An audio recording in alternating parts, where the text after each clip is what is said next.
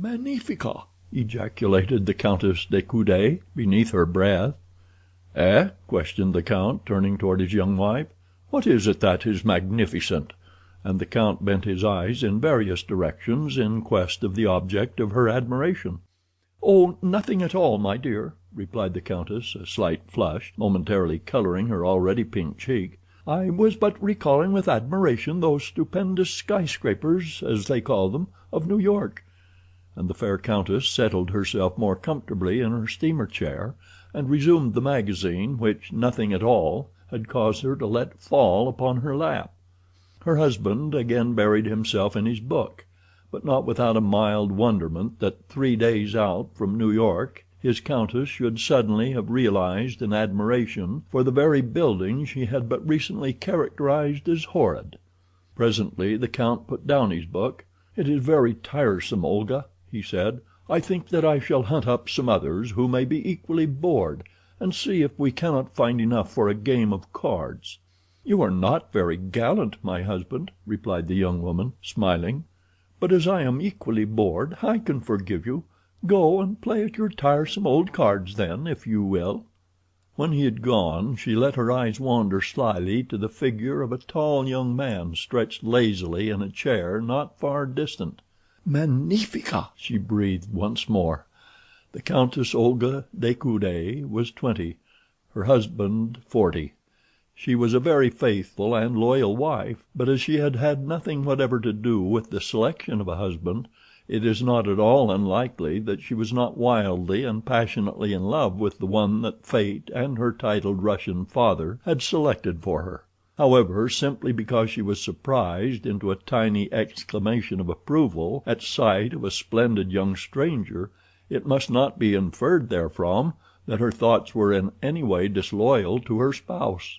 She merely admired as she might have admired a particularly fine specimen of any species. Furthermore, the young man was unquestionably good to look at. As her furtive glance rested upon his profile, he rose to leave the deck. The Countess de Coude beckoned to a passing steward. "Who is that gentleman?" she asked. "He is booked, madam, as Monsieur Tarzan, of Africa," replied the steward. Rather a large estate, thought the girl, but now her interest was still further aroused.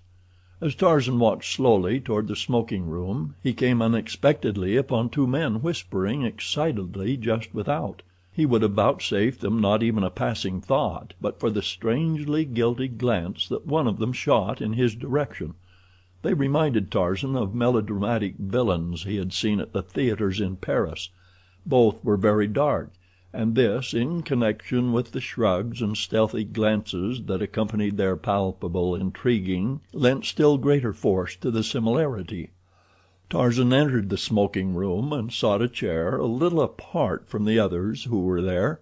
He felt in no mood for conversation, and as he sipped his absinthe he let his mind run rather sorrowfully over the past few weeks of his life. Time and again he had wondered if he had acted wisely in renouncing his birthright to a man to whom he owed nothing. It is true that he liked Clayton. But that was not the question. It was not for William Cecil Clayton, Lord Greystoke, that he had denied his birth.